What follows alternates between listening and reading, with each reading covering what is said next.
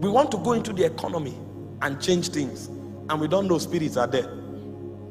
We think the people in the market are businessmen, they are traders.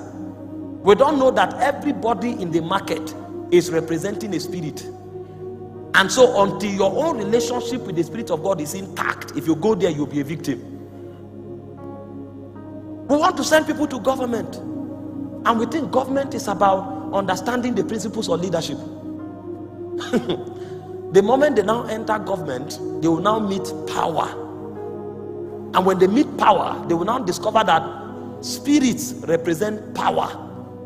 There are spirits in darkness that are called powers, and there are spirits in light that are also called powers. These spirits will fight for your allegiance.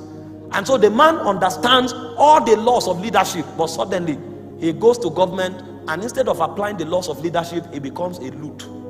He steals the whole money of the country. He suddenly becomes creative. He needs a company in Dubai. Meanwhile, you didn't teach him that there are spirits that manipulate the mind, that it will take priesthood in addition to his understanding of the principle of leadership to be able to bring justice to the nation. You just read his credentials and say he studied in Oxford, he studied in Harvard. When he comes, he will now understand there's a university older than Oxford. The university older than Oxford is the cocoons of spirits. He said the dark places of the earth, they are the habitation of cruelty. Therefore have respect unto the covenant. And so a man who does not have respect unto the covenant will collide with spirits that were there when the foundation of the earth were created. And they know what the first fathers of Kenya said. They were in that meeting, and they know all the bloodlines of every Kenyan. They know their weaknesses, and they know how to manipulate them. If you find 5 Kenyans, you find 5 weaknesses.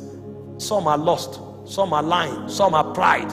And what these spirits do is that they keep the guard over the gates of bloodline, and they watch over it until their agenda is fulfilled. So if you want to rise, they will open the archive of your bloodline and find out the predominant weakness. The only way you can break out of those weaknesses is when you enter the realms of light, because it's in light that they can censor you. It's like radiation. Your bloodline, they lie, and the moment power comes, the propensity of lying will be increased. And so you are entering government with certificate and principles, and you don't have the power over lie. The moment money and power comes, you will discover you are a slave of lie. The only way the powers of lie can break so that you can apply those principles is when through priesthood you navigate into light. Because the moment you appear, they will say, who are you? Because there you don't introduce yourself with your name. You introduce yourself with your purity. He said, in the year that King Uzziah died, I saw the Lord. Nobody asked him his name. He said, I'm a man of unclean lips. I dwell among a people of unclean lips. And so the only way you can fulfill destiny is when you explore priesthood until the weaknesses of the flesh are tamed. That is when you become a legislator. If not, any law you give will be a law born out of selfishness, and it will ensnare the possibility of a generation. We are born priests and kings, but our kingship works on our priesthood. If there's one thing that is common in the church, is the way the men of God instill fear on the people. Like, I don't get it, right? I don't really get it. Why everything about them is the devil, the devil, the devil, the enemy.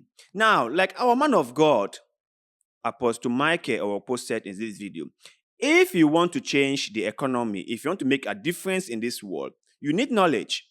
You need knowledge. You need skills. Now, let me just tell you this story, okay?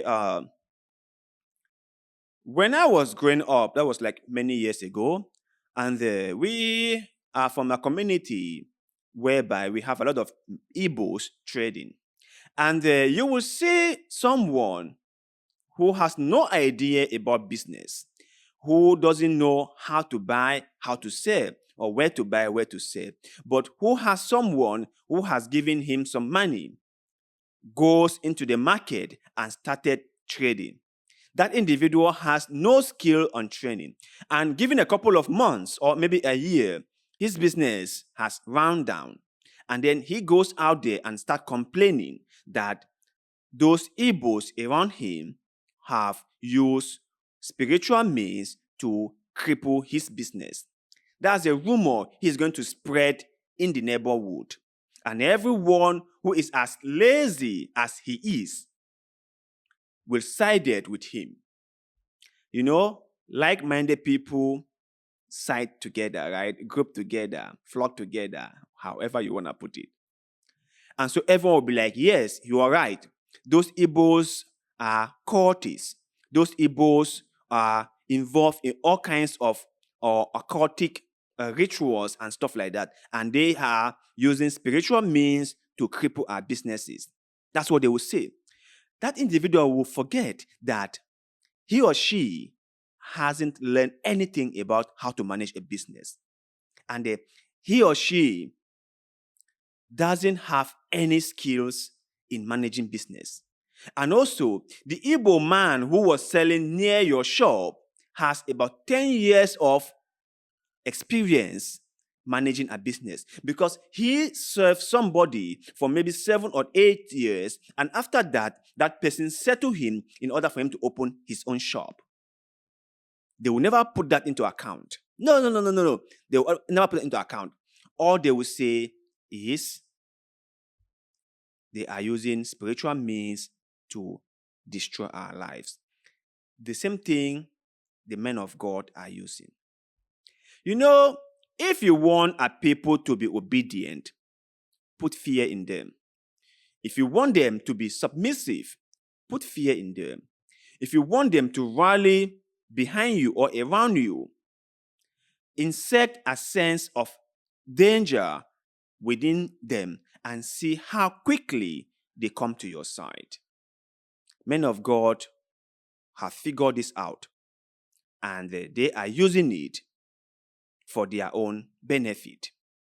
And that is why you will see a man of God like Michael Orokpo say that because you go to a market to sell and you did not succeed was because people with other powers are against you, are fighting against you.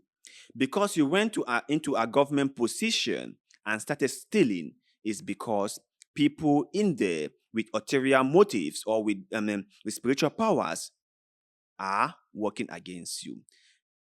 It's not because you are a very corrupt person, a person with no moral values, and when you got in there and saw money, you got greedy and started stealing. It's not about that, according to him. It's all about having other spirits fighting against you. Why should everything be about spirit in Africa? Why should everything be about spirit in Nigeria? Why are there not spirits in the Western world? Why are there not spirits fighting each other in the Western world? Why are countries in the East, in Asia, succeeding where there is no Christianity? Why are people in the Middle East doing the best where there is no Christianity? Why is it that it's only in Africa that men of God would always use spirit and Satan and devil to scare us? Why?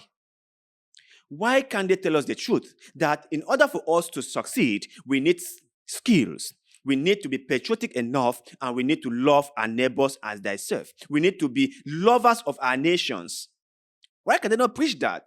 That the reason why we are not succeeding is because we are greedy. It's because we are not patriotic enough. It's because we don't love our neighbors. It's because we are self-centered. Why can they not tell us that? That is simple. That is just a human condition. That is just it. The devil has nothing to do with it. Satan has nothing to do with it. There is no such a thing as spirit fighting against you. You are just your own enemy. You got greedy. You got too selfish, and you decided to steal everything for yourself. The government in Nigeria, the people there are greedy, are selfish. The politicians are wicked.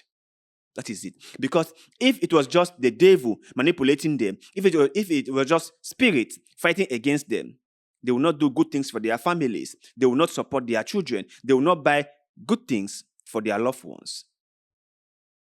They are just greedy and selfish. And so they steal and support only their families. And the men of God are also greedy and selfish because they know the truth. They know what they are preaching is a false doctrine, but they preach it nevertheless. What they are doing is casting fear in the minds of their Christians so that the Christians become as obedient as possible. What they are doing is try to make sure that the Christians are always conscious of an imaginary enemy that is devil, or that is Satan, or that is the devilish spirit. And so they never turn away from them, the men of God. What they are doing is to keep the members in a constant state of fear. And if there's one thing that fear does to people, is make them obedient and submissive. That is exactly what those men of God are doing. Exactly what they are doing.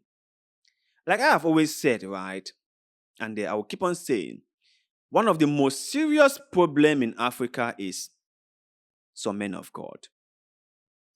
Religion in Africa hasn't really lived up to its full potential. It hasn't really been that shiny armor that was supposed to save the people from themselves, because a few greedy and selfish so-called men of God have hijacked the whole thing, and they are using it to further their own sinister agendas. That is it.